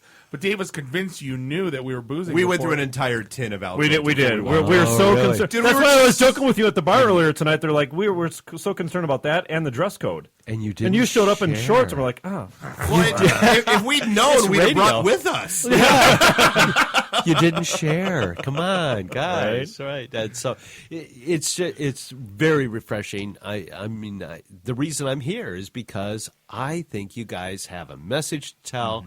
We're not sure what it is, but you do have a message. Neither do we. Again, neither are we. Neither do we. Well, apparently it resonates, so whatever. Yeah, absolutely. So excited to be here, excited to be working together, and potentially working with MITechNews.com. So that's wonderful. Should be fun. Very cool. Yeah, all kinds of good things in the coming year. Yeah. I like stuff. 2015. I like stuff. You just like beer. You guys are the future. We're the has-beens, but you guys are the future. Did you notice we're 40? We're not the old geezers to the. You're 40. See, it's radio. You could have said you were like 18. See, our audience knows we've had Do they? Yeah, it's Do they know? it's- You yeah. let them Cat's know. out of the bag. The first Yeah. time the first break that plays, they know how old we are. Right. We got about 6 years of shelf life. We're done. Why did we do this when we were 24? I have no idea. I don't know. The We're technology didn't exist. We all knew each other. No, At 24? No, Bob, we existed, but the technology didn't. Oh, That's what I'm saying. I'll tell you We what. could use those little cassette recorders like we did when we were kids. Right. When we first started, I thought, my God, if we could make 17 weeks, that would be really cool. I said 16. Bob's over-under on our show was that 16 so did I weeks- when we were going on 16 years, but now we're going on 17 years, so I've upped it. So. Yeah, Bob's over-under was 16 episodes, and we'd be done. We'd have nothing left to talk about. We would hate each other and never want to do this again. All right, so Gary, I'm not going to lie. I didn't listen to a single podcast before we did this show. Thank you. I didn't. We appreciate that. No, I didn't know. I didn't get it. I tried a couple. They didn't. So this was the one technology that went way past me. That I, usually I'm ahead of the thing and I know and see stuff coming. And this was the one I'm like, I don't get it. And sure as shit, this is, you see every celebrity now has their own podcast. Why? Because we saw the money that you can get from ad revenue from these things. Yeah, we understand. Oh my God, are you kidding me? Are you kidding me? So no, but now I get it. I'm like, why the hell? Well, there are podcasters now that are creating podcast networks for the sole purpose of consolidating that revenue stream. I read Kevin Smith's thing, and they got like 14, 15 shows, and like, are you kidding? I think that'd be a wonderful idea. Yeah, the Good Stuff Network, 5x5. Who would think about creating a I don't podcast network in know. Detroit? Who would want to do that? No, It's crazy. No. Hey, wait a minute. Why don't we do that? No. Yeah, what do you know? Come on, let's do it. Are we breaking this live? So Zipit.com. So you know what's so cool about your show, and I think it's the same with our show, is after 17 years, we really like each other. We get into it, we argue, we confront each other, but we genuinely like each other. And you guys, it comes through. It comes through in what you do. Well, And and that's- Dave love each and other. that's- They hate me, so it all works Well, out. whatever. You know what makes our show work? Free beer. Free beer. Free beer. Free beer. Free beer. Free beer. Beer. Beer. Beer. Beer. Beer. Beer. Beer. Beer. Beer. Beer. Beer. Beer. Beer. Beer. Beer. That's what makes our show work. Yeah. Is that the 17-minute one? We could just play that for the intro for the next 5 episodes. But it really does. It comes through in radio. It comes through because the way you guys interact, it just works. So yeah, Well, I'm it's- happy. oh, thanks, man. I'm really happy to be No, here. it's bar Thank you talk. for inviting me. See, now that we don't want to do interviews, we want to have conversations, right? It's Yeah. bar Right. talk. That's right. It's, Absolutely. that's the way we like doing, like when I do my sales calls, I don't want to sit there and go, so tell me about the problems in your network. Yeah, what keeps you My up? ass. No. What keeps you up at night? Yeah, infomercials. Answer infomercials. Yeah.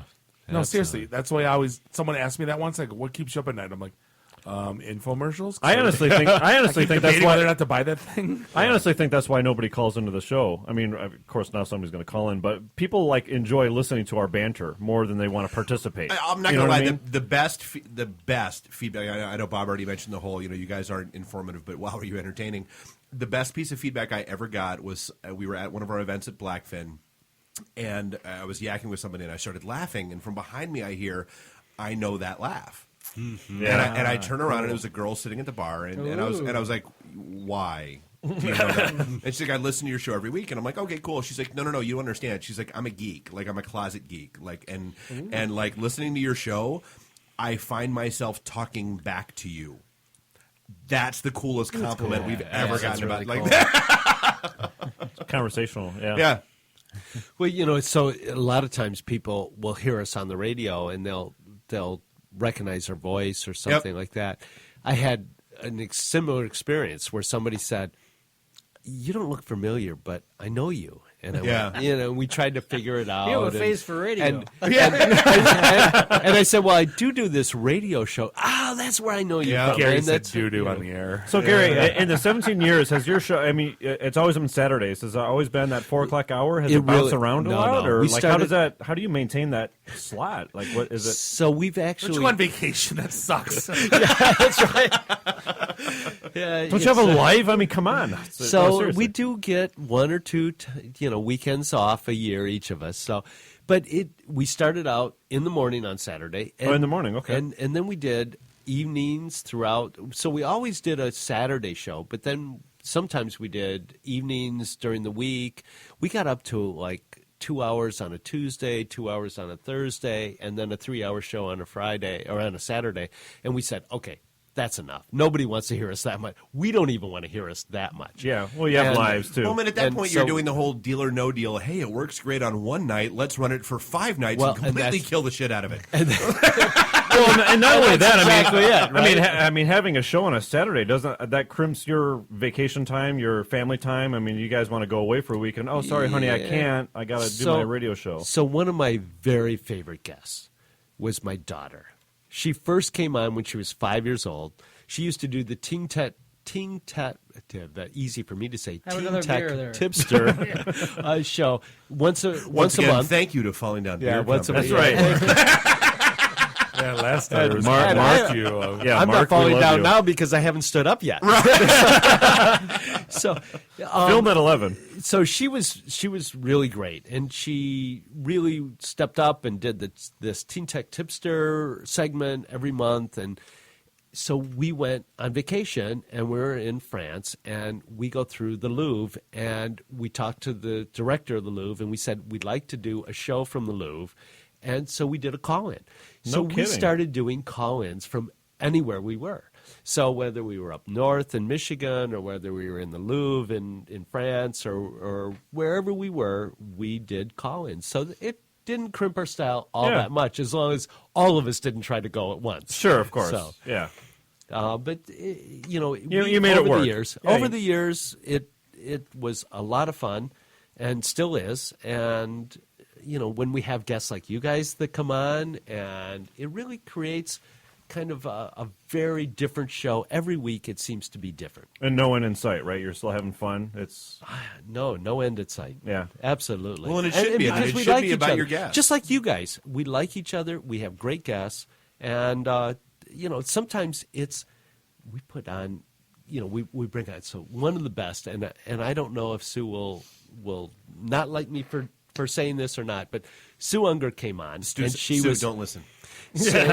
and she was the CIO for Daimler Chrysler at the time, and her family came with her, and so we talked to her about all the different things that Daimler Chrysler is doing, and that's very cool. And her son Michael's there, so I said, Michael, come up to the microphone. So he comes up to the microphone, and I said, we've just interviewing your mother, and she's the CIO of this big global corporation, but who's the CIO of the Unger household? And he goes, that's me. I fix my parents' computers all the time. That's awesome. And he's going on. Great. And it was fun. So we always put like our guests on, their kids. Yeah, we brought our kids on the election day. We brought all of us brought our kids. Yeah, very cool. That was one of the best experiences. Yeah, my daughter keeps asking when she can come back on the show. Never. So, I told my next election day. Yeah. So hey, we are coming up against the end. Internet Advisor, we're finding you at internetadvisor.net. That's right. And we're on iTunes, our podcast, and you can listen to us live on not only WJR but on our affiliate stations as well. We're syndicated on the Michigan Talk Network. Very cool. Well, thanks for joining us. That was one of the honestly. That was one of the most fun experiences we had. Was going on your show. I'm not. Gonna lie. It was fun having you. Surreal. We're going to have you back on. It was 6 minutes of the fastest 6 minutes of our lives. Except for his wedding night. It was 12. we left the bar, joined him on a show, went back to the bar, and the bartender was like, "You're back already?" Right. Yeah, pretty much. Well, and Mike, so it's MITechNews.com for all the fun stuff you've got going on. And we'll have a bunch more announcements coming out as soon as stuff gets finalized with us. But I look forward to working with you and having our news tab on our site. That'll be cool. Yes. More domination. This is episode 67, the IT and the D Show. We're only 2 away from the magical episode 69. Hope to see you guys next week. This is the IT and the D Show. And again, the event, more importantly than episode 69, as much fun as that's going to be, that is the Monday of our event, which is that Thursday. Over at Falling Down Beer Company. So, yeah, keep an eye out for that. Make sure you check out all the posts on that because... Episode 69. I'd love to participate in that. Episode 69. You're married, though, Gary. You can't. So. This is the IT. Wait, what? Wait. All right, thanks for listening. See ya. Beat it. The emergency destruct system is now activated. Look out, blast! What? Don't move! Stay where you are! saved your life. Have a nice day. I have come here to chew bubblegum and kick ass. And I'm all out of bubblegum. Nice shooting, son. What's your name? Murphy. Make the run. The run. Game over, man. It's game over. It's over, Johnny. It's over. Nothing is over. Nothing. You just don't turn it off. Yo! Hold up! Time out! Time out! Y'all take a chill. You need to cool that shit out. And that's the double truth, Ruth. I hope this was as much fun for you as it was for me. How much scotch did you drink that night, by the way? Half a bottle. Okay, then shut the hell up. You're in your underwear. I'm in my underwear. Hey, let's hang out. No, I'm sorry, honey. I have a headache. I definitely want to see Bob in his underwear. That's a fact. Bear me. Why would Buick put their cars next to the Bentleys? Why? That's not marketing. The alphabet. It's brilliant. Because you're getting your 8-track tuned up. Are we at a break yet? I may have to wipe the geek off. I can't say no, and I don't really want to. Well, especially with the back doors open. We just lost our clean tag on iTunes. So you have no boots. No. You have no gloves. No. You have no hat. No. You have no scarf. No. You have no scraper. No. How long have you lived in Michigan? All my life. You, sir, are an idiot. I don't care. When are we going to talk about me? Jane, you ignorant slut. This is the ladies' man. Guess Captain Soundboard doesn't know how to run the soundboard. Shut up. Stop talking. You're so white right now. I'm the whitest guy in the room. Just explain it to me. I love this city. I was banging on the wang. Really? Should we talk about this? Tag team it. Should I keep going or should I stop? Hell yeah. Can I just say, it's been great being on a show that talks about Mickey Rooney dying for 20 seconds and then poop for 10 minutes. You're not very informative, but wow, are you entertaining.